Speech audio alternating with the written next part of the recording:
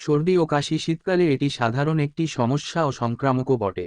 সর্দি, কাশি, চোখ ও নাক দিয়ে জল পড়া, মাথা ব্যথা, গলা ব্যথা ইত্যাদি দেখা দেয়।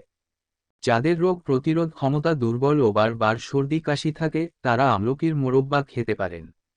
আবার আধ চা চামচ মধুতে কয়েক ফোঁটা লেবুর রস ও 1 চিমটে দারচিনি পাউডার মিশিয়ে দিনে 2 বার খান। সামান্য উষ্ণ জলে লেবু ও মধু মিশিয়ে পান করলে সর্দি কাশি থেকে স্বস্তি পেতে পারেন। 1 কাপ জলে সামান্য তিসি মিশিয়ে ফুটিয়ে নিন। 5 মিনিট ফুটিয়ে তা ছেঁকে নিন। এবার এতে লেবুর রস ও মধু মিশিয়ে পান করুন। ঘিয়ে ভাজা গরম গরম গোটা রসুন খেলে কাশি কমে। রাতে ঘুমানোর সময় কাশি বেড়ে যায়, কারণ এ সময় নাকে জমে থাকা কফ গলায় যেতে শুরু করে। এমন হলে মাথা উঁচু করে ঘুমানো উচিত। এর ফলে কাশি কম হয়।